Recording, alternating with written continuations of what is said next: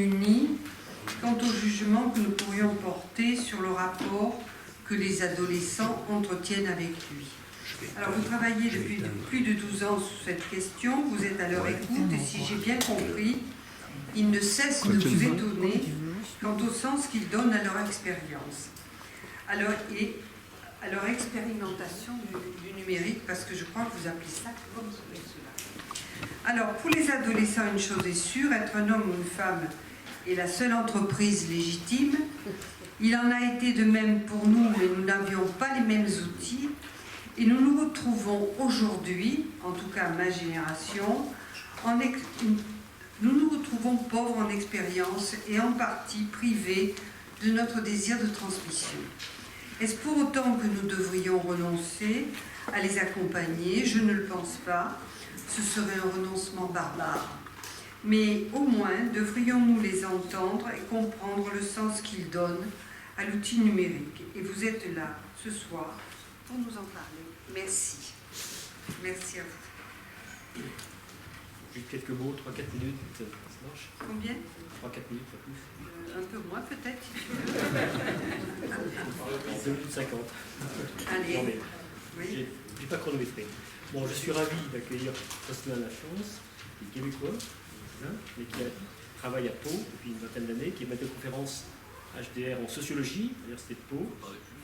Pour les plus forts. Bon, alors je vais prendre le mot. Il est Oui. en marche. Voilà, Jocelyn Lachance, ah oui, c'est mieux. Ah, j'ai de la chance, ça marche. Et maître de conférence en sociologie à l'Université de Pau, membre d'un laboratoire CNRS. Il est l'auteur d'ouvrages, pardon. Ah, il y a une petite faute là, l'ouvrage. Il est l'auteur de plusieurs ouvrages, dont l'adolescence hypermoderne. Il est socio-anthropologue de l'adolescence. Il travaille aussi avec l'école des parents. Je signale cette revue qui est très très bien. Une association importante sur les dangers de la surexposition des écrans, un numéro spécial, ou encore la formation de la pensée critique. Alors nous sommes en effet immergés dans la toile depuis une vingtaine d'années, à peu près, 25 ans. Les écrans sont devenus un dénominateur commun du temps présent. Et le mot présent est important, on est surtout dans le présent. On oublie le lien, je crois, entre le passé et l'avenir. Être visible pour exister est devenu la préoccupation principale de beaucoup de nos citoyens, notamment de beaucoup d'adolescents, mais aussi d'adultes. Il faut être constamment en situation de voir, d'être vu, ou de nous voir nous-mêmes. Cette omniprésence des écrans change évidemment notre perception du monde, notre intériorité, nos relations avec les autres, avec les proches, nos amis, nos enfants, petits-enfants, nos relations professionnelles. Le numérique nous a envahis, comme dit Raval Simone. Comment penser, s'orienter dans le monde, prendre du recul, décider dans un monde inondé d'informations, de sollicitations, de notifications, de fake news, de globish, de messages toujours plus urgents les uns que les autres. Les écrans donc sont vraiment au cœur de notre société. Mais pour les adolescents, comment se sont-ils appropriés cet outil numérique, cet univers numérique? Est-ce que c'est autrement que pour les adultes? Ont-ils conscience des dangers de la surexposition aux écrans, de la nécessité de vérifier par exemple les sources d'information? Y a-t-il une véritable éducation numérique par exemple à l'université ou auparavant? Sont-ils conscients des dangers d'être sursaturés d'informations, d'images, de vidéos, plus ou moins intéressantes et parfois nocives? Quelles sont les incidences de cette rapidité d'information sur la concentration, l'attention, la pensée profonde, le jugement critique des adolescents? Voilà, j'ai tenu à peu près 2 minutes 50, lapsus. Telles sont les questions que je voudrais que Jocelyn Lachance évoque dans la conférence « Être un adolescent à l'heure numérique ».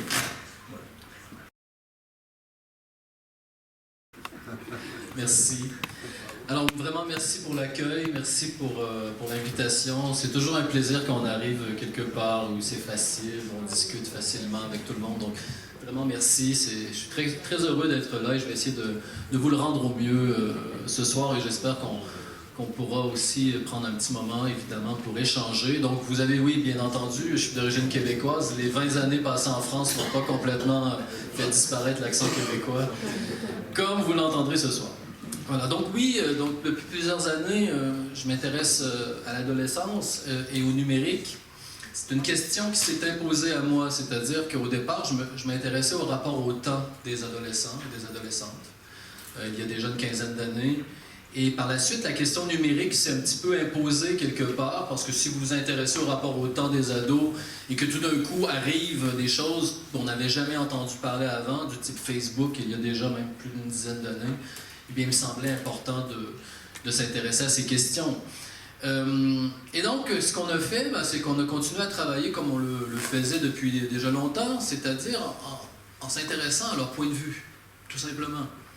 C'est-à-dire que quand on travaille en sociologie qualitative, qu'est-ce qu'on fait concrètement? Eh bien, on fait un travail que, pour moi, qui est très humble, c'est qu'on essaie au mieux d'appréhender la parole des premiers concernés, à savoir ici des adolescents, des jeunes adultes, pour voir quels sont leurs points de vue, quelles sont finalement les significations qu'ils donnent à ces comportements. Et j'ai bien aimé ce que vous avez mentionné, entre autres en introduction, quand vous avez dit... Bon, on se sent un petit peu, des fois, un peu décalé ou perdu. Hein? Vous l'avez dit autrement, mais c'était un peu le propos. Et je vous propose ce soir de commencer de faire un petit détour anthropologique pour essayer de comprendre pourquoi, finalement, on se retrouve dans une situation où, parfois, on s'invalide nous-mêmes en tant que personne, interlocuteur potentiel, pour discuter avec les plus jeunes. Et je vais revenir à quelqu'un que j'aime beaucoup, dont vous avez peut-être entendu parler, et j'en doute pas, certains la connaissent bien, c'est Margaret Mead. Margaret Mead, l'anthropologue, et c'est à dessein que j'utilise quelqu'un qui a vécu à une époque où le numérique n'était pas d'actualité. Et vous verrez pourquoi je fais ce petit détour avant d'aller au cœur du sujet. Margaret Mead, il y a plusieurs années, avait fait une recherche très importante sur le fossé des générations. Peut-être que certains s'en souviendront. Le fossé des générations, qu'est-ce qu'elle nous disait à la fin des années 60? Elle s'intéresse à l'époque aux familles de migrants qui partent de l'Europe en particulier, qui s'installent aux États-Unis. Et elle pose une question très très simple. Elle se pose la question de l'adaptabilité de ces familles à leur nouvelle société d'accueil. Et donc elle y va de façon très méthodique, et là on va se reconnaître si on fait partie d'une génération ou d'une autre. Elle s'intéresse d'abord aux parents, aux adultes, se pose la question, est-ce qu'ils arrivent à s'adapter à leur nouvelle société d'accueil? Et évidemment, la première chose qu'on pense, si on s'imagine à la place de ces gens, on se dit, ouais, il fallait quand même apprendre l'anglais, quoi. Hein? Et à partir de 40, 45 ans et plus tard, apprendre une langue, c'est pas toujours facile. En tout cas, c'est moins facile que lorsqu'on a 20 ans. Mais Margaret Mead dit, attention, le problème d'adaptabilité qu'elle voit chez ces personnes, chez ses adultes, chez ses parents, ce n'est pas qu'une question de langue. Elle dit que c'est un problème de code. C'est-à-dire qu'ils ont du mal à s'approprier les codes de la société américaine.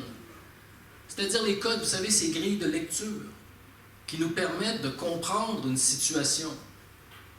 Et qu'est-ce qui se passe? Bien, elle assiste à des gens, et je trouve que c'est très important, à des gens qui essaient de comprendre cette société d'accueil, mais qui, dans le mouvement de tentative de comprendre, se heurtent à des moments d'incompréhension. Et l'incompréhension, vous le savez tous, quand on l'expérimente, c'est très désagréable. Incompréhension. Qu'est-ce que ça veut dire? Bien, parfois, ils voient de l'hostilité où il n'y en a pas. Parfois, le contraire, ils voient de la convivialité où il n'y en a pas non plus. Voyez? Et rappelons-nous une chose, ce qu'elle voit, évidemment, la conséquence, c'est le repli communautaire. C'est-à-dire des personnes qui vont aller vers d'autres individus qui ont les mêmes codes. Et souvent, je rappelle une chose, peut-être que vous avez vécu la même chose que ces personnes une fois dans votre vie, pas nécessairement parce que vous avez immigré, vous partez en vacances 2 ou 3 semaines, vous avez choisi un pays, vous voulez le découvrir, vous débarquez, qu'est-ce qui se passe? On ne comprend pas tous les codes. Et là, on commence à faire un petit repli communautaire. Et qu'est-ce qu'on fait le soir venu? Bon, on cherche d'autres Français ou un Québécois et on discute entre nous. Et on fait, ouais, c'est un peu bizarre. Hein? Vous voyez ce que je veux dire? Alors, c'est quelque chose qu'on vit. Et évidemment, Margaret Mead, elle vérifie ce qui se passe chez les plus jeunes. Et qu'est-ce qui se passe chez les plus jeunes? Bien, évidemment, sans surprise, ils apprennent l'anglais. Mais une fois de plus, elle nous dit, attention, ce n'est pas une question d'apprendre l'anglais. C'est que ces jeunes s'approprient les codes de la société américaine. Et donc, ils arrivent à lire des situations que les adultes n'arrivent pas à lire. Et là, c'est très intéressant parce qu'elle montre qu'il y a des situations du type, il y a un problème avec le propriétaire du loyer, du logement, où une famille habite, par exemple. Et là, le propriétaire veut parler avec la famille, et qui devient l'interlocuteur? Ben, ce sont les enfants. Mais très important, elle dit, ce n'est pas qu'une traduction de langue, c'est une traduction de sens. Et ça, c'est très important à se souvenir. Et donc, troisième étape, Margaret Mead pose la question toute simple, est-ce que cette situation transforme les rapports entre les générations? Est-ce que ça transforme les rapports entre parents et enfants? On est à la fin des années 60, on est dans des sociétés de transmission à sens unique. Je pense que certains d'entre vous savez ce que c'est une société de transmission à sens unique. Vous l'avez connue, ou vous l'avez connue à travers vos parents ou vos grands-parents. Une société à transmission à sens unique, c'est une société dans laquelle les adultes se font croire qu'ils savent tout. Hein? Et donc, lorsque vient le moment d'argumenter, les adultes mettent j'ai envie de dire un stop, en bon québécois, un stop à ça. Et il n'y a pas moyen de communiquer parce qu'ils ont le monopole du savoir. Et c'est ça qui nous intéresse aujourd'hui. Parce qu'elle dit, attention, de façon concrète, dans des expériences comme celle du propriétaire qui a un souci avec le paiement du loyer, les parents font l'expérience de leur manque de savoir et de compréhension. Et les enfants font l'expérience de leur savoir et donc de leur nouveau pouvoir. Et c'est ça que Margaret Mead nous a déjà amené à l'époque. Elle dit c'est la fin de la société de la transmission en sens unique. On entre dans un nouveau rapport et c'est celui de la négociation. Et pour ceux qui sont parents ou professionnels, vous savez que la négociation, c'est très fatigant. Hein? Parce qu'il faut rappeler le sens de la règle, il faut rappeler le sens de tout ça et négocier, s'ajuster, et c'est compliqué. Alors, vous allez dire, mais pourquoi on parle de tout ça? Vous voyez sans doute le lien, c'est que peut-être que vous vous situez de cette manière, que vous soyez plus jeune ou plus âgé avec parents ou enfants, dans le registre du numérique, et vous vous dites, mais comment c'est possible que ça nous parle alors que nous ne sommes pas des migrants est-européens qui avons déménagé aux États-Unis dans les années 60? C'est un peu étrange, et c'est là que ça nous intéresse. Margaret Mead dit ceci, elle dit dans l'avenir, très visionnaire, à partir des années 60, dans l'avenir, les choses vont changer tellement vite, les bouleversements sociaux seront tellement rapides, les technologies vont tellement se transformer rapidement que nous ne serons plus des migrants dans l'espace, nous serons des migrants dans le temps, TEMPS. Et c'est ce qu'on vit aujourd'hui avec l'accélération sociale, pour ceux qui sont des lecteurs de sociologie, Hartmut Rosa, l'accélération sociale, nous sommes dans une époque d'accélération sociale. Et donc, sans surprise, nous vivons massivement, en Occident et ailleurs bien sûr, ce fossé des générations qui se recrée. Et donc, l'hypothèse est la suivante, c'est que le numérique vient cristalliser ce fossé des générations, et l'hypothèse est la suivante, c'est que parfois, nous, en tant qu'adultes, nous faisons un repli communautaire. Hein? C'est-à-dire qu'on ne comprend pas le sens, on n'accède pas à la grille de lecture, il se passe des situations dans lesquelles les jeunes, visiblement, ont une maîtrise que nous n'avons pas, et qu'est-ce qui se passe? Nous plaquons des interprétations et nous revenons tous ensemble et nous discutons ensemble et nous disons oh, ils sont quand même scotchés, ils ont quand même des problèmes, est-ce qu'ils ont encore ceci, ils n'ont plus d'intimité, et là on retombe dans quoi? Bien, on retombe dans des vieux invariants anthropologiques qui consistent à considérer que la jeunesse est forcément en perte de valeur par rapport à notre propre génération, hein, ce qui n'est pas quand même nouveau. Dans les cours de sociologie de la jeunesse, on commence toujours avec ça en disant « Mais vous savez, Socrate disait « Je regarde où la jeunesse va et c'est la fin du monde. » Bon, finalement, ça continue un peu plus longtemps. Alors, il se passe ça, et donc l'hypothèse, elle est ici, et c'est une invitation ce soir à ceci, à se dire « Mais finalement, peut-être que le problème fondamental, c'est qu'on ne redonne plus à ces jeunes l'hypothèse du sens. » Tout simplement, c'est-à-dire l'hypothèse qu'il y a du sens derrière ce qu'ils font, et vous verrez pas seulement du sens pour des choses qui sont fondamentales pour l'existence humaine. Alors, l'idée n'est pas de banaliser évidemment les effets, mais on le verra très souvent, l'origine ne vient pas des dispositifs techniques. L'origine vient, entre autres, des modalités de formation d'identité. Je vais le dire autrement. Je vais me permettre une question. une proposition anachronique un peu étrange, mais c'est pas très grave. Imaginez si, il y a 100 ans, des gens avaient eu accès aux réseaux sociaux. Déjà, est-ce qu'ils les auraient acceptés? Est-ce que ça les aurait intéressés? Qu'est-ce qu'ils en auraient fait? Et tout de suite, vous voyez, intuitivement, on se dit, ça n'aurait pas pu être exactement la même chose. C'est-à-dire qu'il y a une connivence entre ce qui existait déjà dans la formation d'identité des ados et les offres proposées par les dispositifs techniques. Parce que, souvenez-vous, des offres, à l'ère du numérique, il y en a beaucoup, et ce n'est pas tout qui fonctionne. Donc, on peut imaginer qu'il y a une hypothèse, c'est là, il y a Max Weber qui dit les affinités électives. C'est-à-dire, on peut imaginer qu'il y a des connivences entre des invariants anthropologiques liés à la formation d'identité, comment on devient adulte, et les offres proposées, entre autres, par les réseaux sociaux. Hein, et c'est l'hypothèse, et vous verrez, je vais vous donner quelques exemples, et évidemment, on pourra en discuter. Comment on devient adulte au 21e siècle? Ben, il y en a ici qui pourraient nous le dire, probablement, mieux que nous. Mais quand on regarde le discours des plus jeunes, ben, ça correspond à ce qu'un sociologue qui s'appelle Olivier Galland a déjà discuté il y a, attention, hein, il y a déjà 30 ans. Et c'est quoi? Ce mot-clé du devenir adulte, c'est l'expérimentation. Hein, on devient adulte par expérimentation, et ceux qui sont même dans la trentaine, même ont connu aussi ça, c'est-à-dire l'expérimentation. Vous êtes dans un monde où les choses sont incertaines, où vous ne maîtrisez pas votre avenir, dans lesquels on vous dit « fais des choix, deviens quelqu'un », vaste projet, « deviens quelqu'un, fais des choix », mais ce n'est jamais certain que tes choix seront validés. Alors le poids du choix devient très lourd à supporter, et donc avant de faire un choix, qu'est-ce qu'on fait? Bien, on expérimente. Et au début, lorsqu'on a parlé d'expérimentation, c'était pour le monde du travail. Hein, c'est-à-dire que Olivier Galland, dans les années 90, voyait quoi? Il voyait des jeunes qui, de plus en plus souvent, allaient vers des domaines professionnels qui n'étaient pas ceux de leurs parents, et donc ils ne connaissaient pas les univers vers lesquels ils allaient, et donc ils les expérimentaient, ils faisaient des tests pour vérifier quelle posture ils devaient adopter. Alors, qu'est-ce qui s'est passé? C'est que l'expérimentation, et ça c'est plus Olivier Galland, c'est entre autres David Le Breton qui en a beaucoup parlé, l'expérimentation a commencé à s'appliquer à peu près tous les domaines de l'existence. Hein, l'expérimentation, il n'y a plus de modèle de couple, il n'y a plus de modèle de famille, et aujourd'hui la question du genre.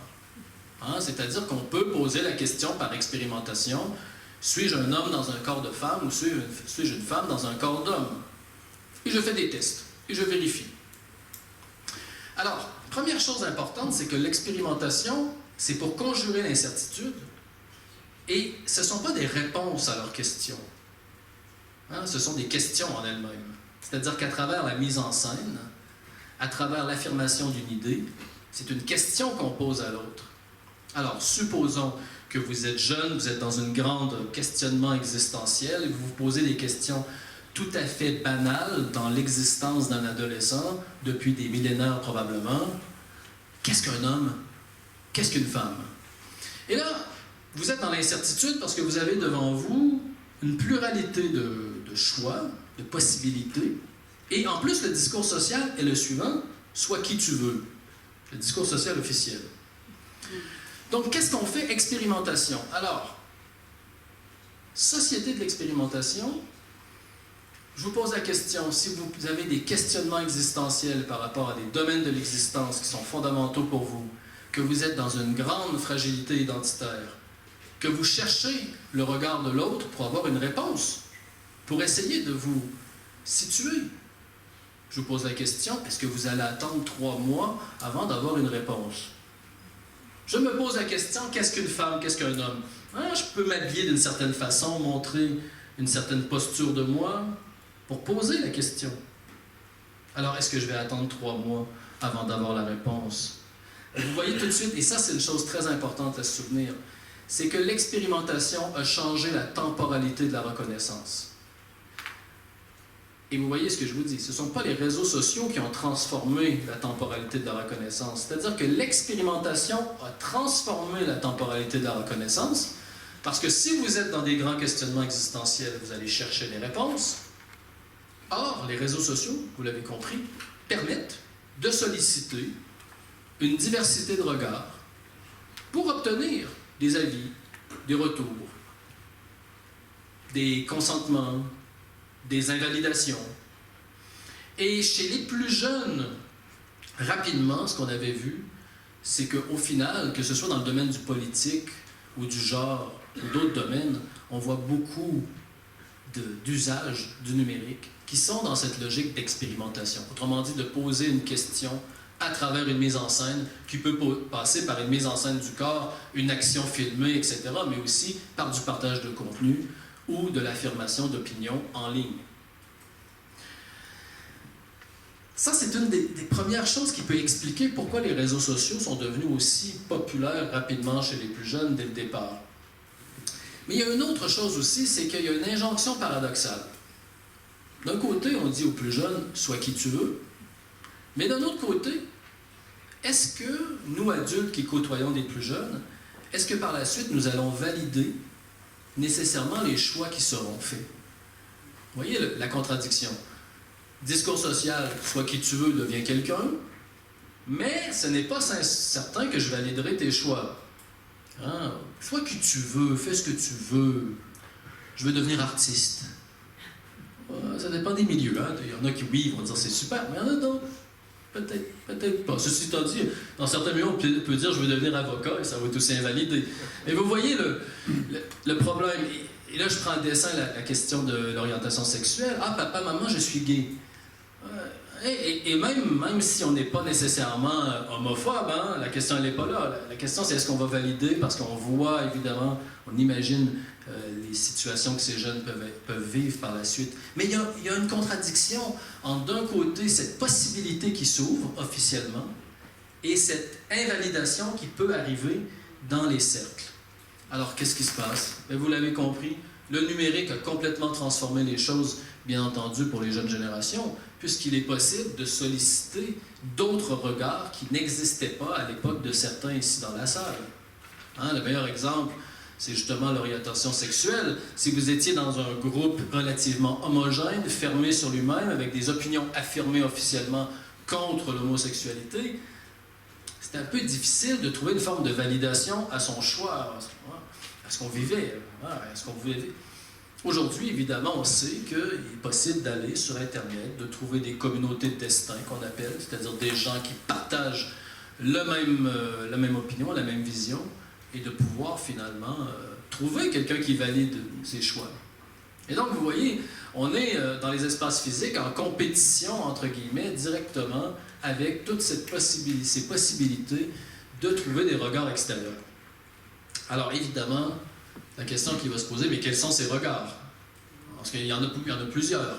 Et c'est vrai que c'est toujours un peu compliqué de faire l'inventaire, mais disons qu'on peut rapidement dire qu'il y en a au moins 4. Le premier, c'est son propre regard. C'est lorsque des personnes, des individus vont produire du contenu pour eux-mêmes, pour se regarder de l'extérieur. Deuxième regard, c'est lorsqu'on contacte, ça, on est tous un peu j'ai envie de dire, concernés. C'est ceux qui vont l'autrui significatif, c'est-à-dire lorsqu'on va utiliser le numérique pour échanger avec des gens proches de nous, hein, proches, conjoints, conjointes, petits copains, petites copines, amis, best friend, groupe fermé, etc. Ici, on comprend bien par des dispositifs ou des façons sécurisées, avec un risque de rediffusion du contenu, forcément, parce qu'on laisse une trace. Ça, c'est le deuxième regard qu'on voit. Le troisième, c'est ce que la sociologue américaine Dana Boyd a appelé l'audience imaginée. Hein, l'audience imaginée. Donc, l'audience imaginée, qu'est-ce que c'est? C'est lorsque vous publiez quelque chose en ligne sur un mur, une story, avec un nombre approximatif de personnes que vous pensez qu'ils vous ont vu. Vous avez 2723 amis. Vous pouvez imaginer, quand vous avez publié, qu'il y en a 2723 qui vous ont vu, mais bon, c'est pas certain. Mais vous pouvez voir que certains vous ont effectivement vu, hein, à travers des notifications, ou certains qui vont commenter ou non. Donc, il y a une espèce de flou, et l'audience imaginée. Et le dernier, évidemment, ce sont les personnes jamais rencontrées physiquement. Alors, je dis jamais rencontrées physiquement, puisque le mot inconnu est à proscrire, puisque si vous jouez à des jeux vidéo depuis 5 ans et que vous chattez en aparté avec quelqu'un depuis 5 ans, peut-être que vous n'allez pas l'appeler un inconnu. Donc, jamais rencontré physiquement. Et donc, vous avez ces 4 regards qu'on peut solliciter lorsqu'on se pose une question et qui sont, en définitive, en compétition avec les regards qui prévalent dans les espaces physiques. Et là, vous comprenez, quand je dis les regards dans les espaces physiques, ça peut être les amis, mais ça peut être la famille, ça peut être les enseignants, ça peut être les professionnels du travail social, ça peut être n'importe quel adulte ou jeune qui sont dans les espaces physiques. La première peut-être chose à retenir, c'est que si vous voulez comprendre un comportement numérique, que vous considérez comme numérique, c'est de poser la question de la relation entre ces différents regards. C'est-à-dire qu'on ne peut pas analyser quelqu'un qui va vers des personnes jamais rencontrées physiquement sans se poser la question de ses expériences qui ont été vécues lors d'une sollicitation de l'audience imaginée ou du regard de l'autrui significatif, et même du regard dans les espaces physiques. Et c'est ça qui est encore, bon, ça tend à changer, mais il y a encore chez certaines personnes cette représentation d'une dissociation entre ce qui se passe sur les réseaux sociaux et ce qui se passe dans les espaces physiques. Or, c'est tout le contraire que nous enseignent les entretiens, les échanges avec les plus jeunes. C'est au contraire les liens qui existent entre ces différents regards. Je vais prendre un exemple. Prenons un exemple, ce qu'on appelait, il y a une certaine époque, je dis une certaine époque comme si c'était très loin, mais le sexto ou le nude, ou disons l'échange de photos à caractère érotique et ou pornographique créées par une personne et envoyées à un tiers. Voilà. Sexto. Alors, les sextos, quand on regarde les chiffres, on se dit que c'est un miracle qu'il n'y ait pas autant de sextos ou de nudes qui ont été rediffusés, hein, parce que c'est des milliards. Hein, on est à plus de 50% à 18 ans dans les différents pays, du moins Québec, États-Unis, France, certains. Donc c'est énorme. Et pourtant, donc, la norme, c'est de ne pas diffuser ces photos. Et ça, c'est quand même important de le rappeler. Alors, qu'est-ce qui se passe ici? Qu'est-ce qu'on peut en dire? Ce qu'on voit, c'est que, comme c'était écrit dans le rapport du gouvernement canadien il y a quelques années, qui avait commandé une étude, c'est que la norme, c'est d'utiliser ces sextos nudes dans un contexte de rituel de séduction. Rituel de séduction qui vont servir à 2 choses. La première, c'est soit à entrer dans une relation romantique, parce que c'était écrit de cette façon, relation romantique. Je pense que le mot amoureux est un petit peu mis de côté pour être sûr d'ouvrir les perspectives. Relation romantique, ou pour avancer dans le chemin de l'intimité entre 2 personnes déjà en couple. Mais dans les 2 cas, il y a une fonction de l'image qui est quand même assez importante, c'est qu'elle sert d'intermédiaire.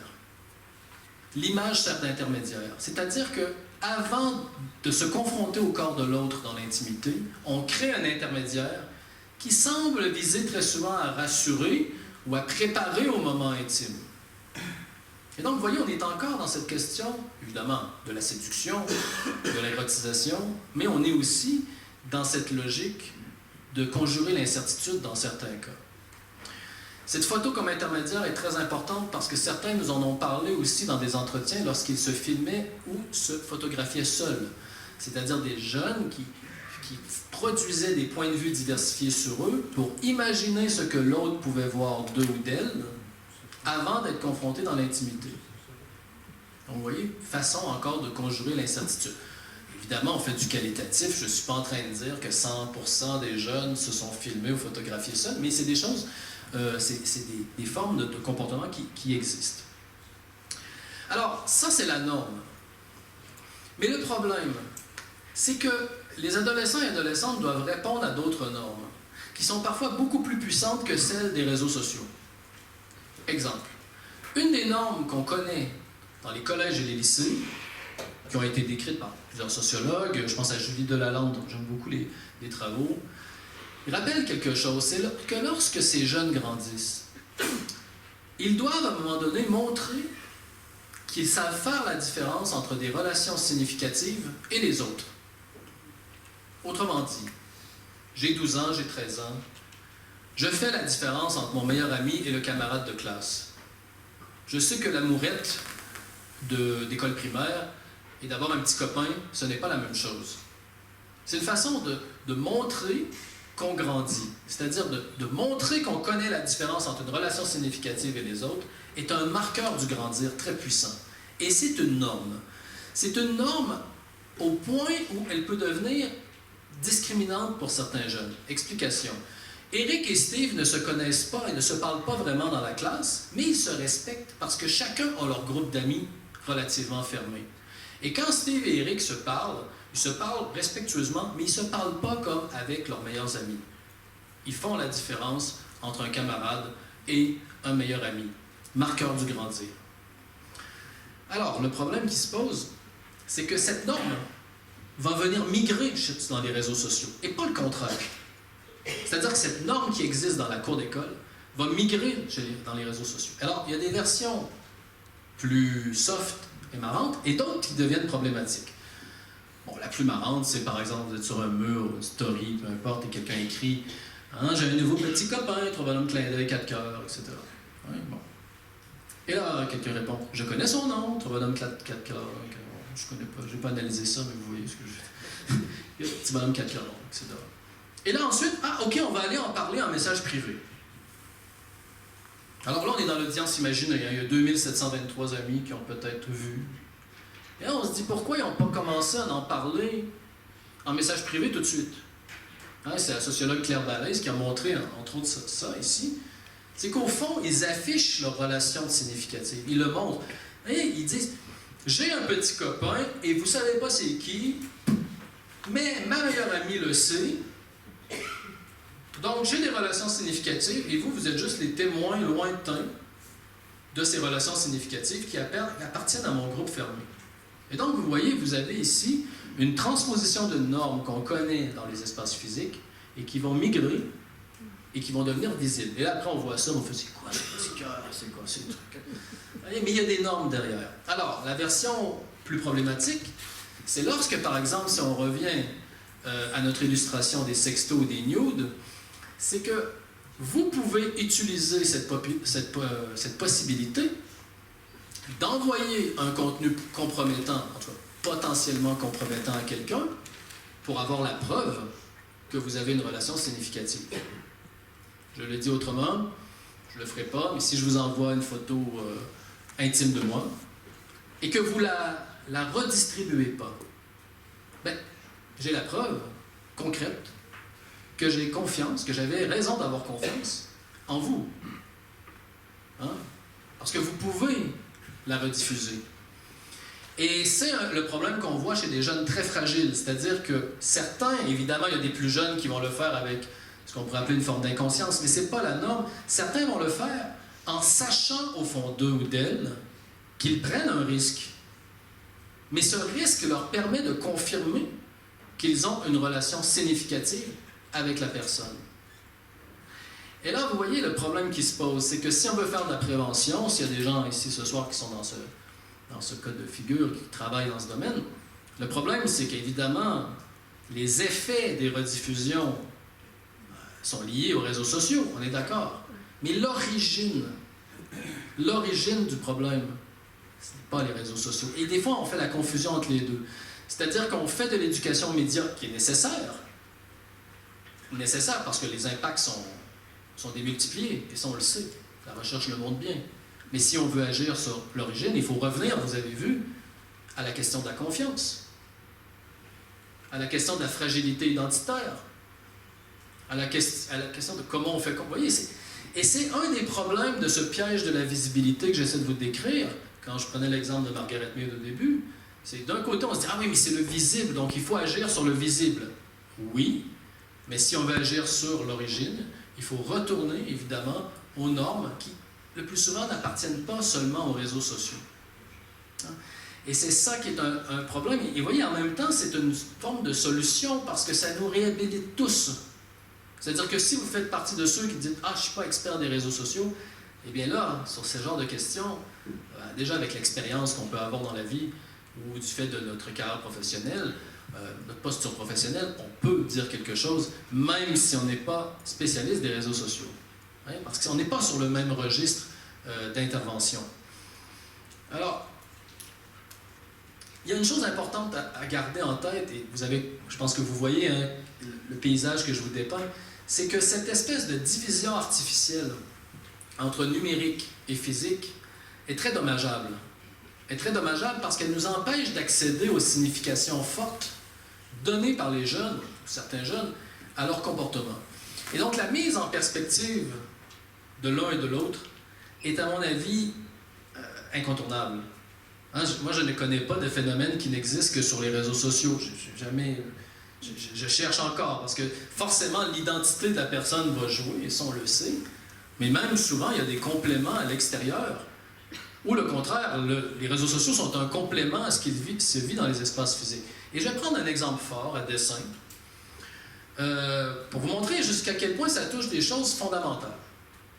Alors, j'ai un collègue qui s'appelle Martin Julier-Coste, dont je vous conseille les travaux.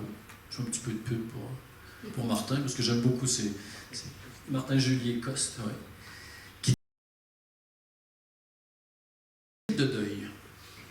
Il travaille sur les rites de deuil chez les jeunes depuis à peu près en même temps que moi, une quinzaine d'années.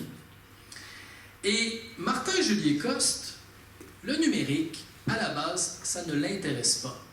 Alors, je trouve que c'est très important dans ce que je vais vous raconter. Pourquoi? Parce que lui, quand il a fait ses travaux de thèse au départ, il s'intéressait seulement, entre guillemets, aux nouvelles formes de ritualité. Qu'est-ce que les jeunes font? Qu'est-ce que les ados et les jeunes adultes font lorsqu'ils perdent un ami? Est-ce qu'ils sont inventifs? Est-ce qu'ils font des nouvelles choses? Alors, il y a 15 ans, qu'est-ce qu'ils voient? Alors, première chose, ces jeunes vont à ce qu'ils appellent la cérémonie des parents. Ceci dit, sans condescendance. La cérémonie officielle. Par exemple, à l'église. Avec ce discours, OK, on y va, c'est très bien. Mais, dans le discours de ces jeunes qu'ils rencontrent, ils leur disent, il y a quelque chose d'insuffisant. Il y a quelque chose d'insuffisant, pas parce qu'on respecte ses parents, mais c'est pas l'image. C'est pas l'image qu'on avait de cette personne. C'est pas l'image qu'on avait de lui ou d'elle. Alors, qu'est-ce qu'ils font? Et qu'est-ce qu'ils voient il y a déjà 15 ans? Ben, cet espace est insuffisant. Et donc, ils partent. Et ils créent un autre espace où ils vont faire un autre rite qui va devenir un complément. Très important, un complément. Et ils vont toujours dans l'espace officiel, celui des parents. Ils y vont toujours. Mais ils créent un autre espace. Et cet espace, c'est quoi? Ben, c'est un espace apprécié par le décédé, un espace de sociabilité, un lieu où ils aimaient aller. C'est parfois le lieu d'accident. Mais qu'est-ce qu'ils font sur place? Ben, ils chantent des chansons, boivent de la bière, fument des joints, bref, rituel. Rien de très nouveau, parce que ça fait quand même des millénaires qu'on fait ce genre de célébration. Rien de nouveau. Sous le soleil, s'échangent des souvenirs, des chansons, etc. Célébration. Qu'est-ce qu'il voit en plus? C'est encore insuffisant. Alors, il apprend que ces jeunes ont leur petit micro-rituel personnel. Ils font leur petit truc. Ils ont la petite photo qu'ils embrassent, ils ont cette parole qu'ils ont lorsqu'ils passent à côté d'un lieu en particulier, etc. Et tout ça est cohérent, très important, est cohérent dans le discours de ces jeunes. Ça forme un tout. Mais Martin, c'est un sociologue, donc il retourne sur le terrain 5 ans plus tard. Et là, tout d'un coup, il pose toujours sa fameuse question, « As-tu fait quelque chose d'important depuis que ton ami est décédé? » Très large. « Ah oui, j'ai fait quelque chose, mais c'est un peu bizarre. Ses parents n'ont pas coupé sa ligne téléphonique tout de suite. Et donc, pendant quelques jours, je lui ai téléphoné, et je lui ai laissé des messages. » Ah! Très intéressant pour un anthropologue. Pourquoi? Parce que il y a le dispositif technique qui entre en jeu. Vous l'avez compris, il y a une trace qui est laissée. Mais pour quelqu'un qui a fait de la socio-anthropologie du deuil, envoyer des messages aux morts, rien de nouveau sous le soleil une fois de plus, on est d'accord, hein? Et ça n'a rien à voir d'ailleurs avec le degré de ce qu'on pourrait appeler le degré de religiosité au premier sens du terme, hein, parce qu'on peut être complètement athée et envoyer des messages au monde. Alors, mais là, la première question qu'on se pose peut-être, c'est on se dit, mais où va ce message? Il y a une trace. Et la question commence à se poser, il y a quelque chose qui est resté. 5 ans plus tard, il refait encore son terrain, il pose la question, et là, tout d'un coup, quelqu'un lui dit « Ah, mais tu sais, notre ami était un grand amateur de World of Warcraft. » Alors, désolé si vous êtes amateur de World of Warcraft, je pense que je le définis de très mauvaise manière, mais bon. Un jeu avec des avatars de type Donjon Dragon.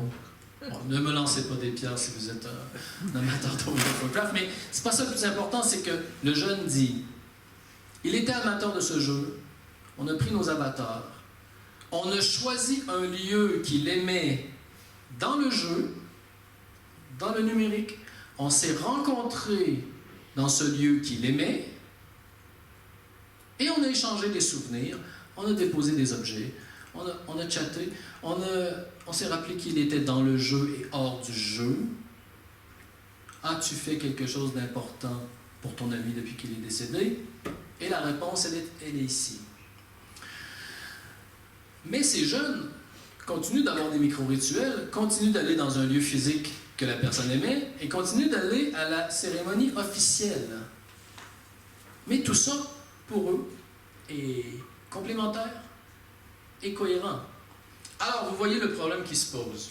Si vous considérez, encore aujourd'hui, que le numérique, c'est du virtuel, que tout ce qui se fait dans le virtuel n'a pas la valeur du physique, alors ça veut dire que vous vous posez dans une situation où vous invalidez dès le départ la potentialité que ces jeunes donnent du sens à leur comportement. Et là, vous comprenez le fossé des générations que je vous décrivais dès le départ. Là, on ne le creuse plus à la pelle, on le creuse à la pelle mécanique. Hein? Et on détruit les ponts en plus, parce que, imaginez, et là, des fois, je le dis un petit peu en rigolant, Geoffrey, mais imaginez que vous êtes de ceux, en faisant la cuisine le soir, et vous avez des ados, et vous dites, ah, ces jeux vidéo, c'est con, ces jeux vidéo, ah, c'est con. Ben, c'est sûr que si cette personne veut vous parler du sens profond qu'il ressent lorsqu'il joue à ces jeux vidéo et qu'enfin il oublie ce qu'il vit à l'école, par exemple, ce n'est qu'un exemple, peut-être que vous ne serez pas l'interlocuteur premier pour en discuter. Et qu'est-ce qu'il va faire? Ben, peut-être qu'il va chercher d'autres regards pour trouver des validations. Alors, vous comprenez, ça ne veut pas dire d'idolâtrer tout ça, hein, c'est pas ce que je suis en train de dire, mais d'avoir l'hypothèse qu'il peut y avoir du sens, et du sens pour des choses fondamentales, parce que vous savez, je prends des exemples à dessein, vous l'avez compris, je vous parle de la mort, je vous parle de la sexualité, je vous parle d'invariants anthropologiques qu'on doit ritualiser, hein, qu'on doit maîtriser, qu'on doit organiser, des choses qui sont incontournables, mais qui passent par ce biais du numérique, avec évidemment une nouvelle forme de visibilité avec laquelle on a du mal parfois à composer. La question de la cohérence, c'est une chose fondamentale. Hein? On peut penser que parfois il y a une espèce de presque d'un clivage presque schizophrénique entre ce qui se passe sur les réseaux sociaux et dans les espaces numériques. Mais ce n'est pas la norme, une fois de plus, ce n'est pas ce qu'on voit. Ce qu'on voit, c'est au contraire, c'est l'imposition à ces jeunes d'être cohérents entre ce qu'ils affichent et ce qu'ils disent dans la cour d'école, par exemple. Hein, je vais vous donner un exemple. Actuellement, on travaille beaucoup sur l'engagement écologique des jeunes, sur les effets de l'engagement chez les jeunes, parce qu'il y a des effets positifs, mais il y a des effets quand même compliqués. Et nous, on se dit, ben, on rencontre des jeunes engagés, ben, ils vont s'afficher sur les réseaux sociaux.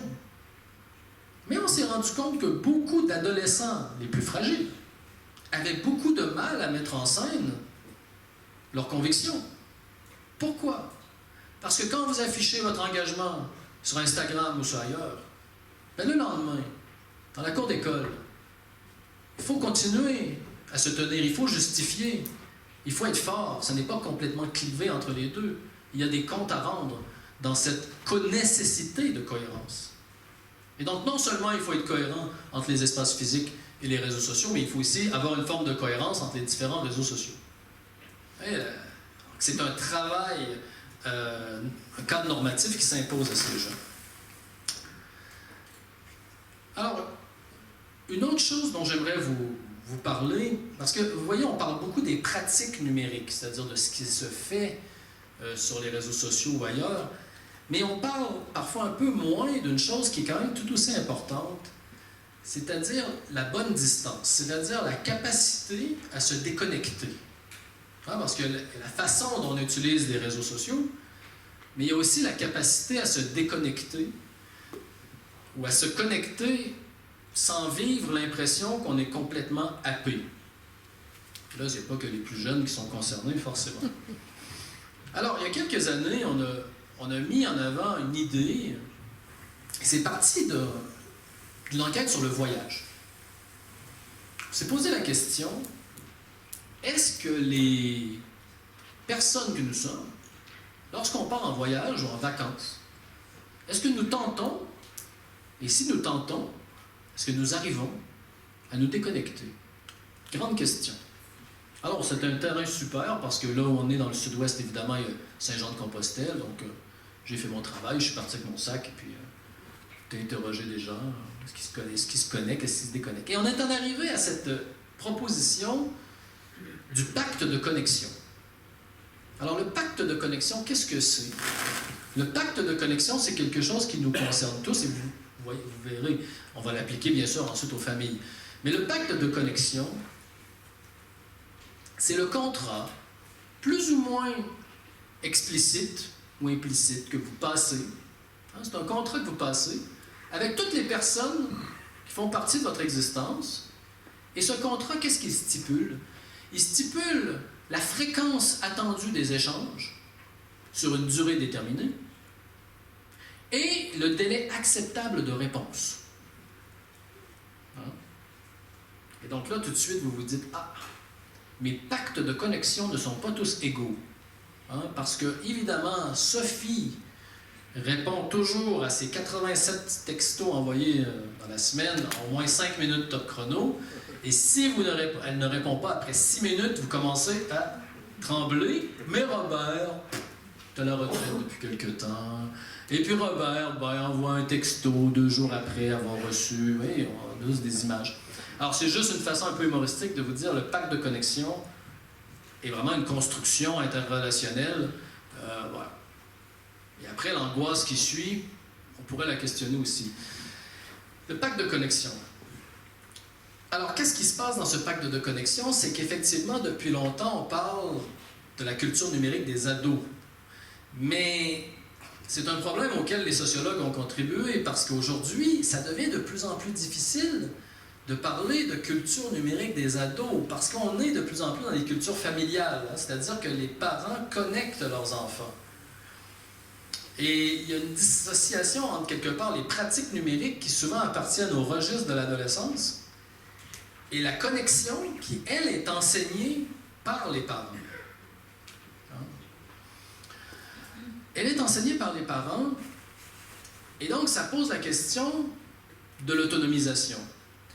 Et qu'est-ce qui se passe lorsque ce pacte de connexion est imposé par les parents? Parce qu'on imagine bien, si vous avez 9 ans et qu'on vous achète un smartphone, le pacte de connexion n'est pas une négociation, au moins que, par exemple, entre amis ou avec conjoint-conjointe et autres.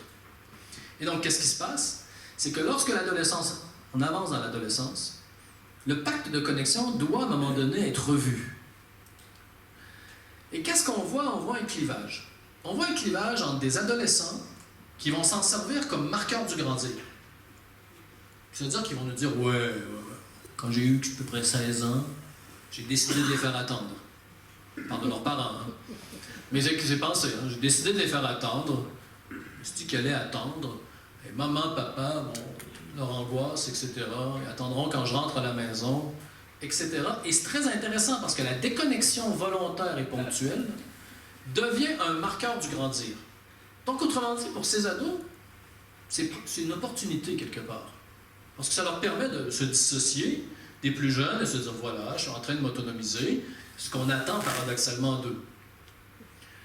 Mais vous avez ceux de l'autre côté à l'autre bout du spectre, qui arrivent très difficilement à se déconnecter et qui, au contraire, vont intérioriser, j'ai envie de dire comme ça, les angoisses parentales.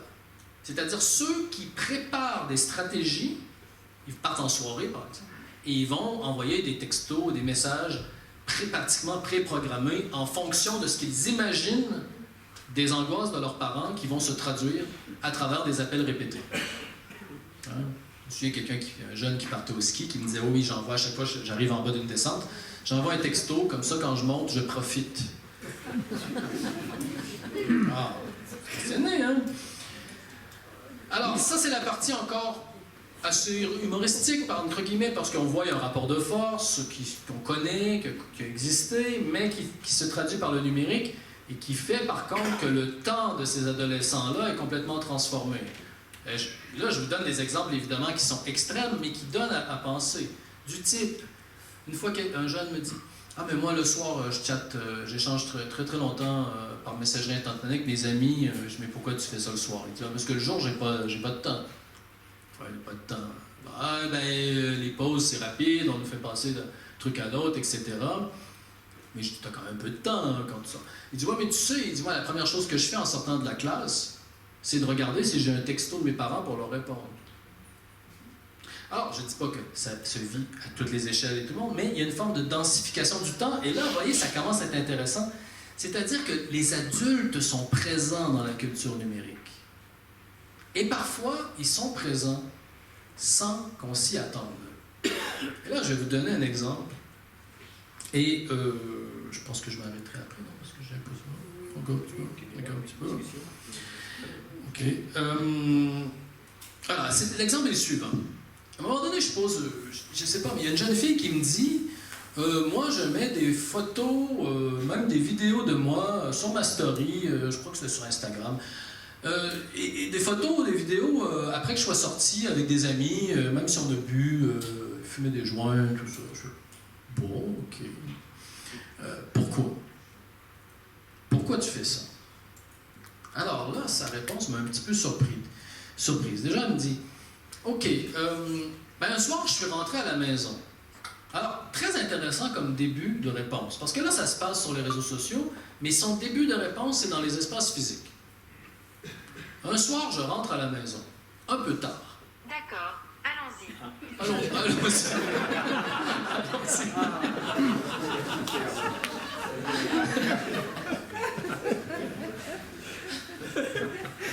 C'est la première fois que Google me pose une question. Donc oui, elle rentre à la maison, et là, une chose qu'on connaît tous, qu'on a tous connue, souvenez-vous, vous êtes rentré un peu tard à la maison, qu'est-ce qui se passe? Vos parents vous attendent, hein, ils ne dorment pas, on a tous connu ça. Donc là, en rigolant, on pourrait se dire c'est peut-être un invariant anthropologique qui remonte à très loin. Les parents l'attendent, elle dit oui, mes parents m'ont entendu, et puis bon, ils ont commencé à me poser des questions. Alors là, il y a un concept de Michel Foucault qui s'appelle le rituel d'aveu. Hein? Et c'est très drôle parce qu'une situation comme ça peut s'appliquer au rituel d'aveu de Foucault. C'est quoi en gros? Je résume. Le rituel d'aveu, c'est lorsqu'une personne en position de force ou d'autorité décide des questions. Oui, il oriente l'échange parce qu'il décide des questions. Et donc, en décidant des questions, forcément, il oriente un peu la réponse. Et la personne qui répond va commencer à formuler des réponses qui, elles-mêmes, vont lui permettre d'intérioriser quelque part la règle. Vous voyez? C'est-à-dire, il y a un moment où on sait que celui qui pose des questions sait, et la personne qui répond sait que l'autre sait, en tout cas, tout le monde sait, mais il y a une chose importante qui se passe, c'est qu'il y a un espace d'élaboration de la parole. C'est très important. Tout le monde peut sauver la face. Ces jeunes adolescents peuvent sauver la face, prendre le temps de réfléchir et peut-être d'intérioriser la règle. Très important. Mais il se trouve que quelque chose se passe qui est un peu inédit parce que ses parents lui demandent son téléphone.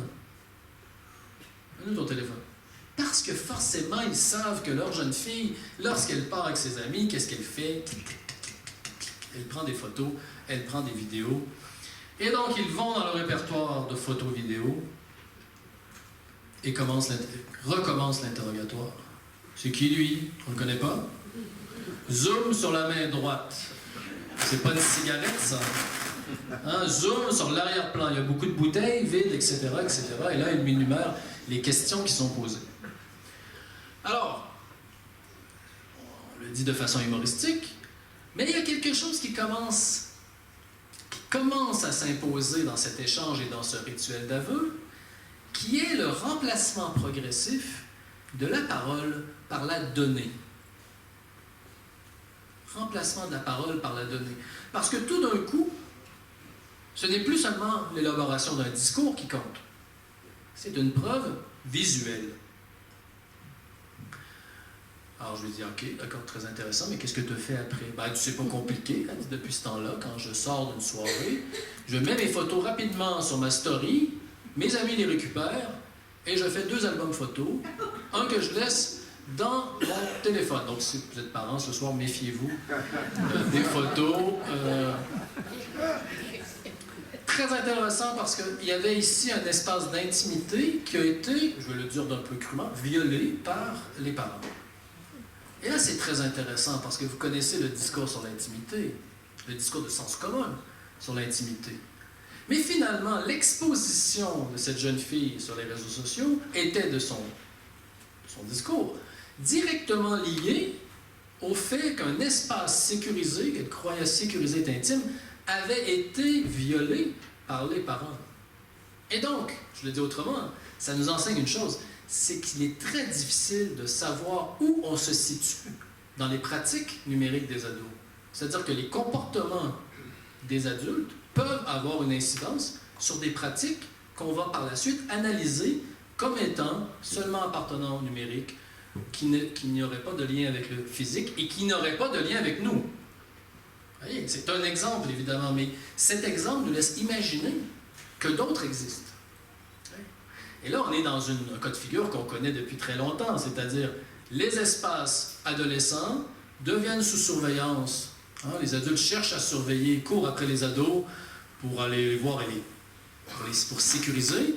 Et les ados, qu'est-ce qu'ils font? Ils cherchent des nouveaux espaces. Hein, et ce mouvement existe depuis très longtemps.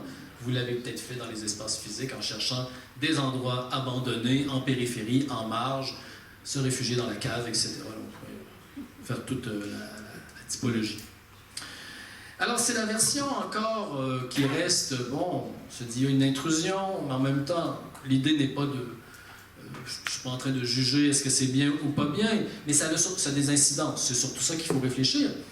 Et le problème, c'est qu'il y a une autre étape à ça. C'est lorsque, par exemple, Mathieu, lui, entre... pareil, il rentre à la maison, mais lui, il arrive à l'heure. Il arrive à l'heure, mais son père ou sa mère lui dit « T'étais à ta récup de maths? » Mathieu dit « Oui. » « T'es sûr que t'étais à ta récup de maths? » Et Mathieu répète de façon presque convaincante « Oui, bien sûr. T'es certain? » Et là, tout d'un coup, le père ou la mère annonce à Mathieu qu'il est géolocalisé depuis plusieurs mois et qu'il sait exactement où il va depuis plusieurs mois. Et là, tout d'un coup, il n'y a plus du tout de rituel d'aveu.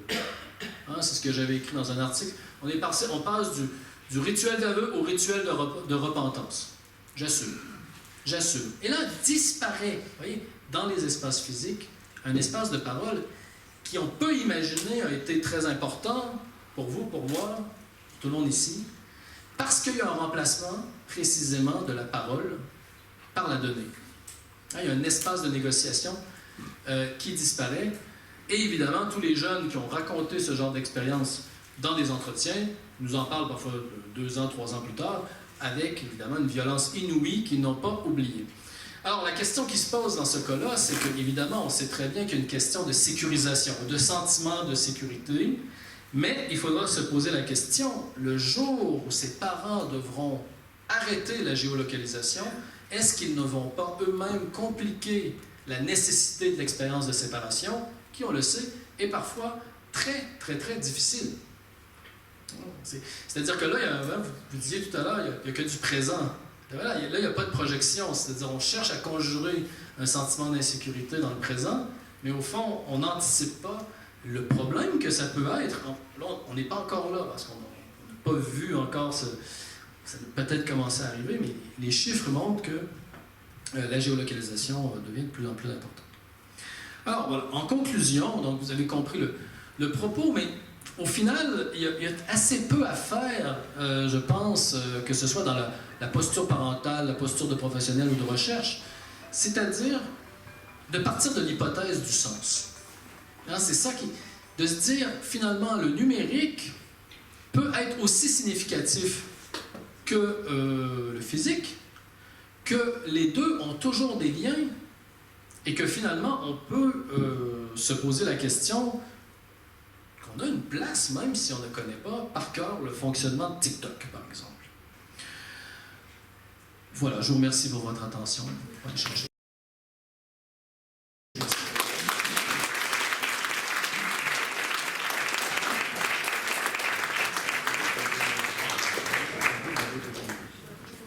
N'hésitez pas à poser des questions.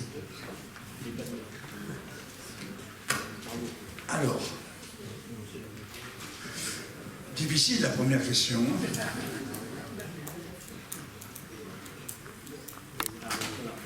Ah, voilà.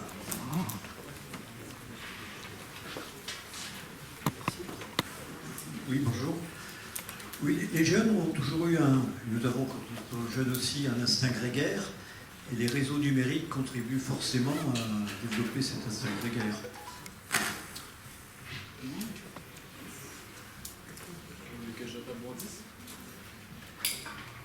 Vous pouvez répondre là. Attendez. Il faut juste que je me trouve, est-ce que ça marche?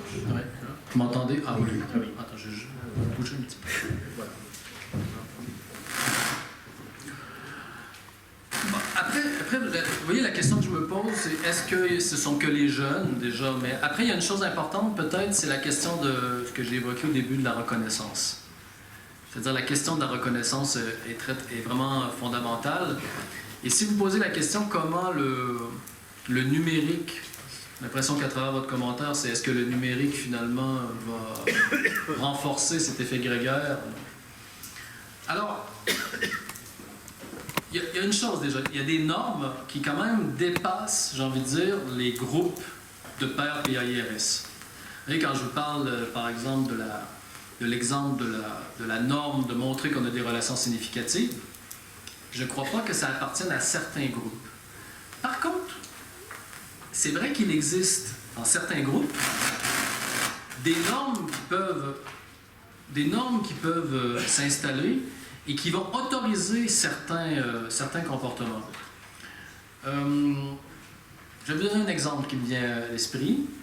Il y a quelques années, là, c'était un entretien au Québec, mais bon, je pense que ça aurait pu être en France, vous dire.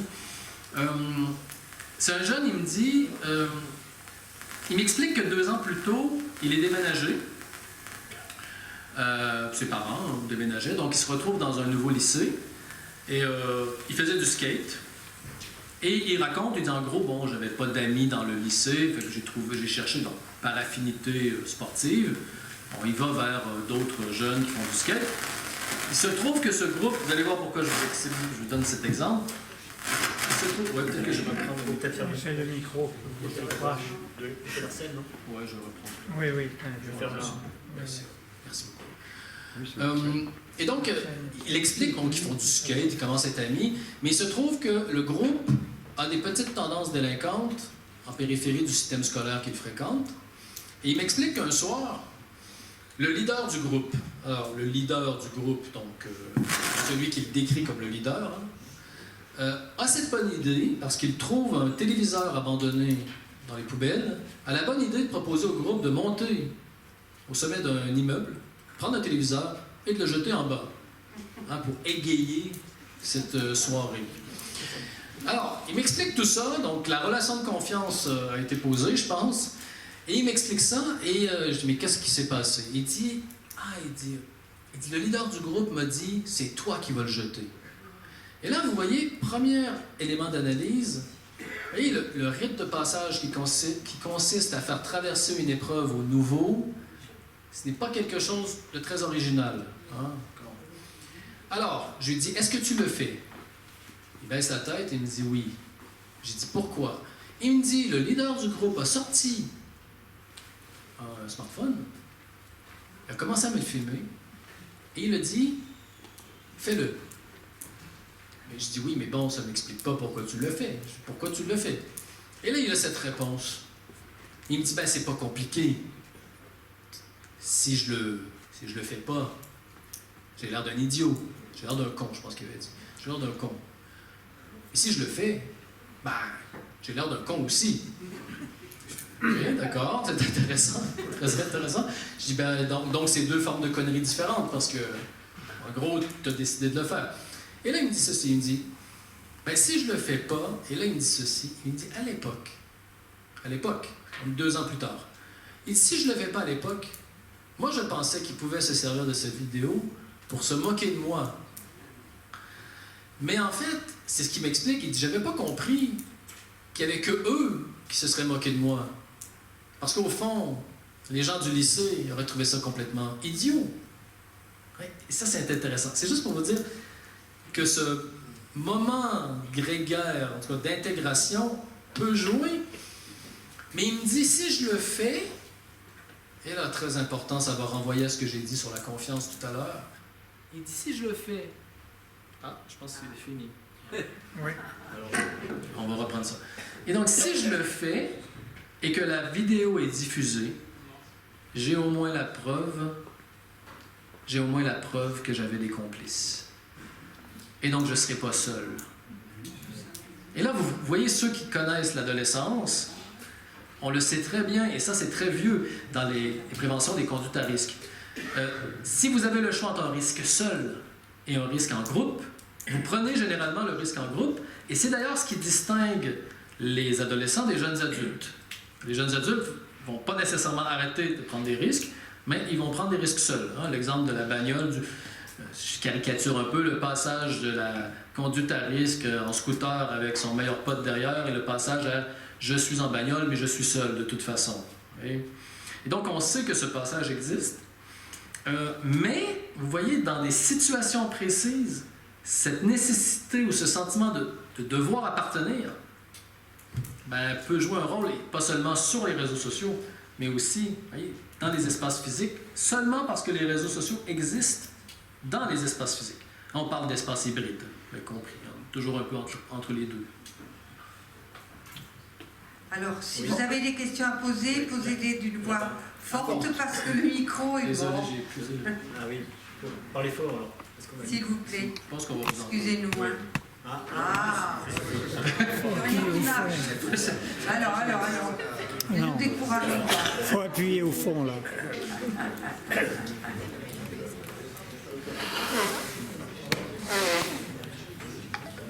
Bon, je vais y aller. J'essaye de parler fort. On vous entend. on vous entend bien. On vous entend bien. D'abord, merci beaucoup, monsieur Lachance. Mais si j'ai bien compris, vous êtes socio-anthropologue. Je ne le suis pas du tout. Et vous avez une compréhension du sujet que vous nous avez présenté qui est différente de la mienne et de mon vécu au niveau de mes contacts assez rares, mais néanmoins quand même, que j'ai avec les adolescents qui utilisent, qui pratiquent, qui utilisent le numérique.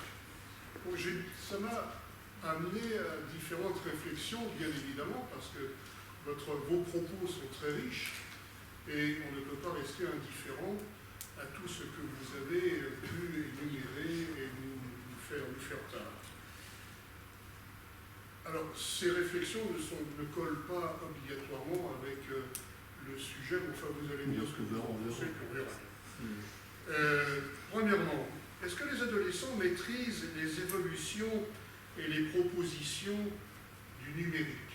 Je veux dire par là, est-ce qu'ils maîtrisent ce qu'on leur propose? Est-ce qu'ils sont à la base, ce que je ne pense pas, mais je peux me tromper, est-ce qu'ils sont à l'origine de tous les systèmes dont vous avez parlé, que nous connaissons, Instagram et j'en passe, et éventuellement avec les perversions que l'on pourrait trouver dans certains de ces systèmes. perversion soit à l'origine dès leur invention, soit au niveau de leur pratique. Pardon? Non, c'est une très bonne question. Mais c'est une bonne question. Non, non. Deuxième peut-être, non?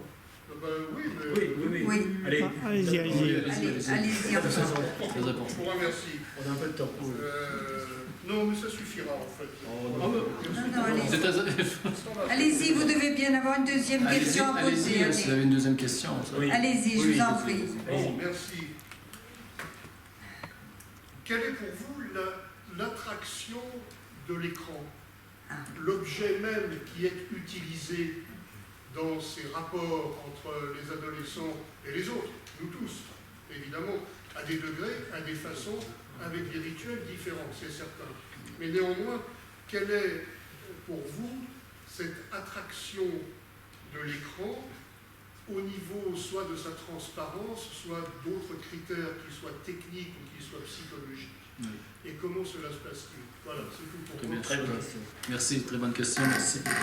Oui, écoutez, il y a des travaux, là je vais citer par exemple des travaux d'étudiants qui, en thèse par exemple, qui font de nouveaux travaux sur les algorithmes, par exemple. Est-ce qu'ils ont conscience des algorithmes? Je vais répondre par rapport aux algorithmes et ensuite je vais répondre par rapport à l'économie de l'attention. Donc, par rapport aux algorithmes, et on voit encore ce qu'on voyait avec d'autres types de mise en scène ou de proposition des dispositifs il y a 10 ans. C'est-à-dire qu'on voit un clivage.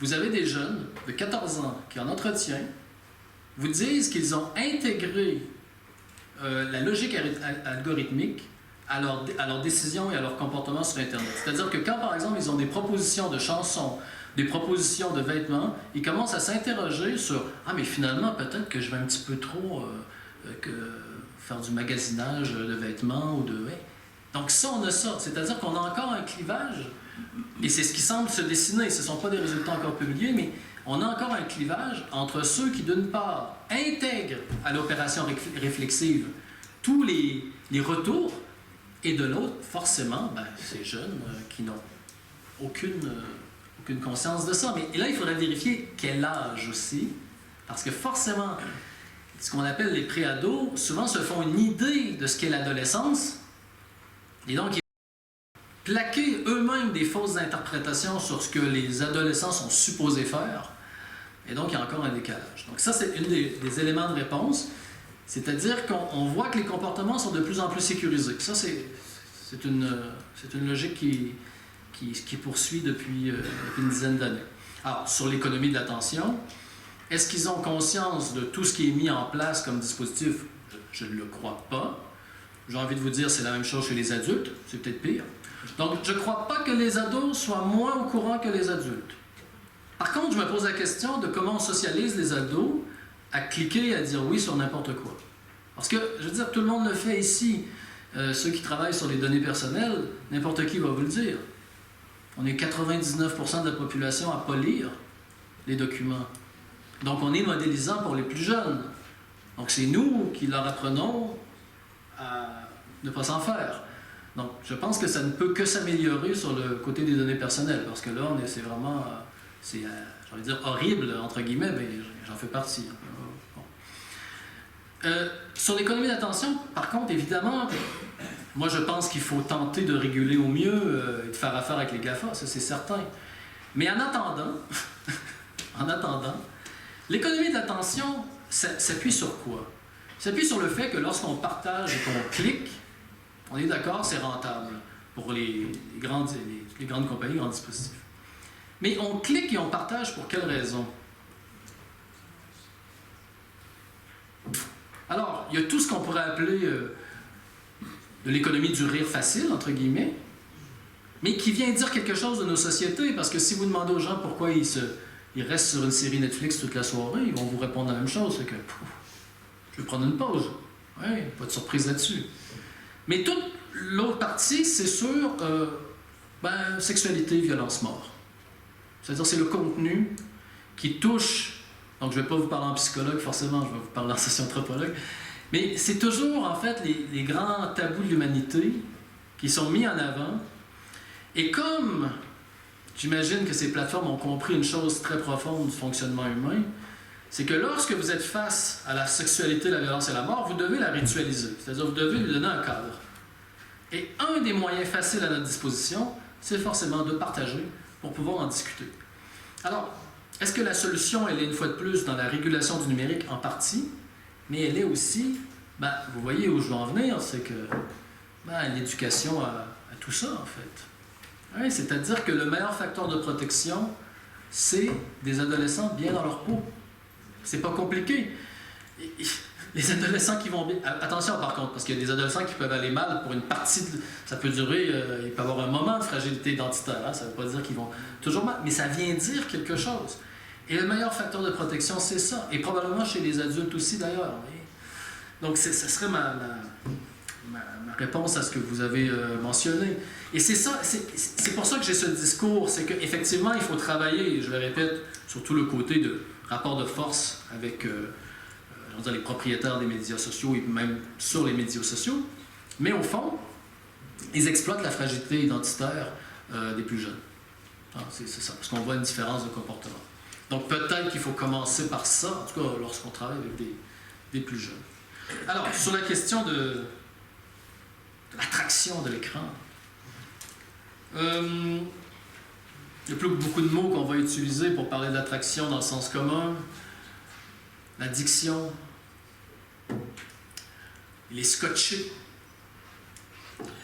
Alors, il y a des chercheurs en psychologie qui pensent que l'addiction n'existe pas du tout. Alors, je ne fais pas partie de ceux-là. Mais il y en a qui sont sérieux et qui sont très documentés. Je pense à Yann Leroux, par exemple, qui est quelqu'un de très sérieux qui va vous sortir des études qui sont faites sur la construction sociale de la notion d'addiction aux écrans et pourquoi des psychiatres ont tout intérêt à faire entrer le rapport aux écrans dans le domaine du médical, pour des raisons économiques, de pouvoir. Je n'irai pas jusque-là. Je pense que probablement que ça existe.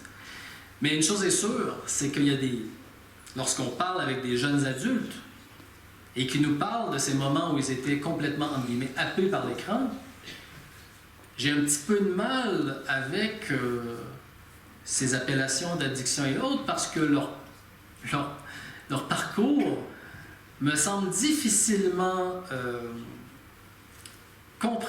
comparable avec ce qu'on a appelé traditionnellement des addictions.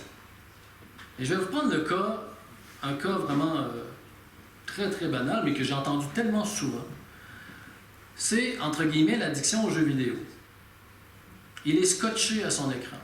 Alors, si on a une analyse du rapport à l'objet et à la personne, on va dire qu'il est scotché à son écran.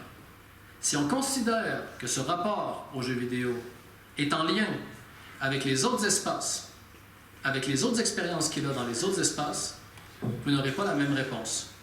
Pourquoi? Une des réponses qui vient très très souvent, pas toujours, mais c'est quand même souvent pareil, c'est qu'on demande à un ancien gamer, un ancien gamer, t'es scotché, hein? Il dit oui, j'étais addict. Alors pourquoi il dit addict? Les sociologues l'ont dit, pourquoi on se dit addict? Parce que c'est plus facile de se dire addict, de se dire j'ai un manque d'autonomie. Hein, parce que c'est la religion du 21e siècle, il faut être autonome, il faut être par nous-mêmes, il faut toujours dire on n'a pas besoin des autres, alors que c'est tout le contraire. Donc on va employer le mot addiction, ça ne renvoie pas nécessairement à l'addiction. Alors qu'est-ce qui se passe dans ce cas? Il vous raconte toujours des histoires d'une banalité. Premier boulot, petit copain, petite copine, et tout d'un coup le rapport aux jeux vidéo se transforme totalement. Et quand je dis totalement, c'est vraiment totalement, très rapidement, et c'est pas rare ce type Alors on demande, mais pourquoi dans ce cas tu étais scotché à tes jeux vidéo? Alors je vais oser dire une chose, mais très souvent, dans leur discours, vient le mot école. C'est-à-dire qu'ils mettent eux-mêmes en perspective l'expérience de valorisation et de validation de leurs compétences dans les jeux vidéo avec l'expérience de mépris, de sentiment de mépris peut-être, de ce qu'ils vivent dans les espaces physiques. Mais pour ça, pour déconstruire la notion d'addiction et du fait d'être scotché ou happé, il faut, à mon avis, toujours faire l'examen de cette mise en relation entre ce qui est vécu du point de vue de la reconnaissance dans ce qu'on appelle de ce rapport directement à l'écran et avec au contraire. Parce que les jeunes qui arrivent à se déconnecter, parce qu'il y en a aussi, hein, on n'en a pas parlé ce soir, mais il y en a qui se déconnectent. Hein, c'est-à-dire que moi, évidemment, de façon partielle et volontaire, hein, personne qui va retourner au 20e siècle, mais bon.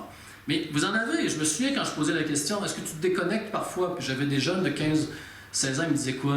Je laisse mon téléphone, moi je laisse mon smartphone pendant que je vais promener mon chien. Tu vois, ils me regardaient comme si ma question était imbécile. Ils me disaient, ben oui, ça m'arrive. Mais ce qu'ils me disaient, par contre, ce qu'ils me disaient beaucoup, c'est que les adultes ne voient pas le désir de déconnexion des jeunes. On voit très souvent, lorsqu'ils sont, de notre point de vue, happés, mais on ne voit pas quand ils veulent se déconnecter. Et j'avais cet exemple d'une, je ne me souviens plus, c'était une jeune fille, un jeune garçon, un ado, qui dit oui, je fais des efforts pour mettre ça de côté un peu, pour lire, pour être à côté, parce que je sais, on nous le dit tellement, etc. Et quand je retourne à l'ordinateur dans le salon, après 1 heure d'effort, tu te connectes encore. Et c'est un des problèmes, c'est qu'on voit la connexion, on ne voit pas la déconnexion. Mais c'est des problèmes d'interprétation après, donc il faut juste se méfier, parce que le désir de déconnexion existe, mais il y a un danger actuellement, c'est qu'on part du principe que les jeunes sont dans l'hyperconnexion. Alors, si on a décidé qu'ils étaient dans l'hyperconnexion, ben, jamais on ne pourra encourager les désirs de déconnexion. Et pourtant, ils existent, parce que dans les entretiens, on nous en parle. Il y a des tentatives. Alors, la réponse est la suivante, c'est que on a l'impression, mais peut-être que... Mais attention, hein, moi je pense que l'addiction existe, donc peut-être que ça existe dans certains cas que vous côtoyez. Mais je pense qu'avant, il faut faire l'examen de cette mise en relation entre les différents espaces et cette question fondamentale de la reconnaissance. Et là, généralement, en tout cas, on peut faire le tri, et je le fais pas pour des raisons de technophilie, je ne suis pas particulièrement technophile, franchement, mais je le fais simplement pour une raison d'efficacité d'intervention auprès des jeunes. Tout simplement. Parce que je pense qu'il y a beaucoup de jeunes qui sont rapidement mis dans la case AP, addiction, etc., et que le travail ne se situe pas à ce niveau. Bien. Écoutez, je voudrais dire une chose, c'est que j'ai découvert avec votre travail à quel point, finalement, c'était beaucoup plus profond, cette question du sens, à quel point elle irrigue complètement le rapport des adolescents au numérique. Et la question du deuil m'a beaucoup intéressée parce que je trouvais que c'était une façon de mettre de la complémentarité, d'inventer un rituel, peut-être que de quitter la docilité et la répétition, de s'inventer et d'être d'une certaine façon des sourciers. Ils sont là, ils vont aller trouver, ils vont découvrir quelque chose. Moi, j'avoue que ça me remplit d'admiration. Je pense que nous avons été une génération où nous avons été beaucoup plus dociles. Hein, il y avait un rituel, on le respectait, et puis c'est vrai qu'on n'avait pas ces outils-là. Bon, c'est vrai. Bon, ça c'est la première chose. Je voulais dire à quel point je trouve qu'on a l'impression que c'est un continent à explorer, ces adolescents. Mais la question que je me posais, mais elle mériterait peut-être une autre conférence, c'est que je me demande si l'image, si le numérique, si l'image finalement ne dévore pas complètement la langue, ne se fait pas aux dépens du langage. Et oui, parce que ça pose quand même un vrai problème. Moi, je suis une littéraire, donc je peux en parler.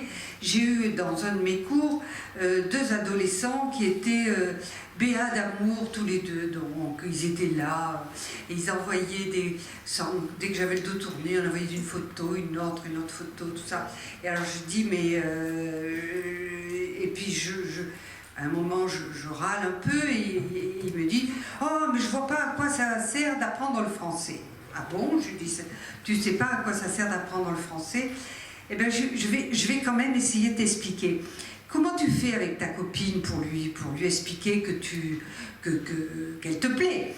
Alors elle dit, bah quoi, ben, elle me voit, hein, elle me voit bien. Hein. Alors je dis, oui, toi c'est Tarzan et elle c'est Jane, c'est ça à peu près, ça va se résumer à ça. Et il me dit, ben ouais. Et je lui dis, ben écoute, peut-être que je vais te donner. Alors à ce moment-là, je me suis dit, le français pourrait te servir à quelque chose. Et je leur donne un poème de Louise Labbé, qui est le fameux poème, je vis, je meurs, je me brûle et me noie. Et là, il me dit, j'ai chaud extrême en endurant froidure, la vie m'est trop molle et trop dure.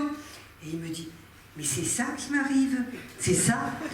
Et je lui dis, oui, mais donc les mots, alors l'image, d'accord, c'est vrai, formidable, mais je ne voudrais pas que ça se fasse aux dépens des histoires, aux dépens du langage. Je voudrais que ça se conjugue, je voudrais que ça se conjugue harmonieusement, voilà ce que je voulais dire.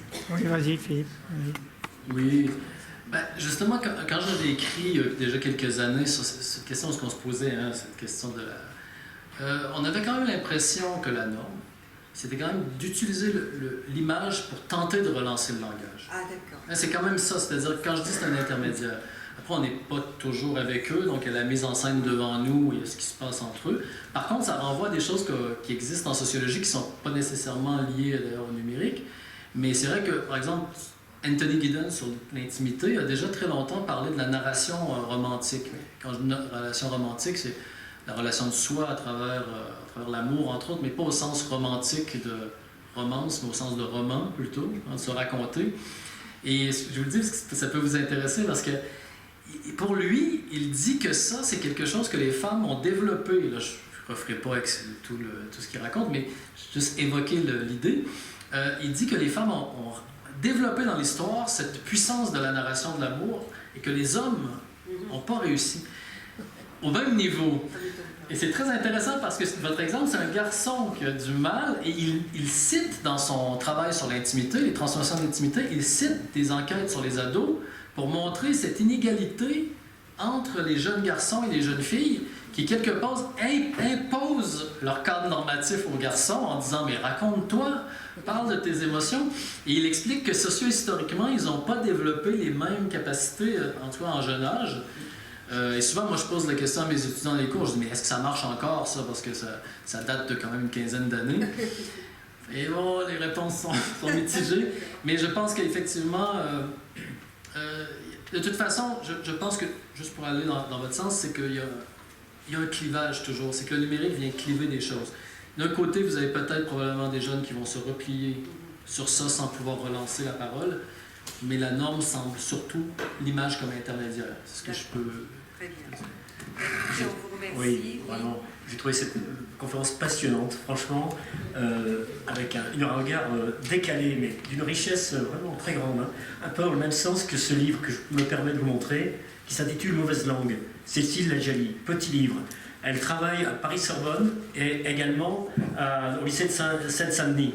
Elle explique qu'elle n'est ni réactionnaire ni démagogique, que l'importance du nombre de mots qu'on connaît est important pour lutter contre la violence ou l'incompréhension. Et ça, c'est une vraie question que tu posais d'ailleurs. Voilà. Alors merci encore. Écoutez, bravo.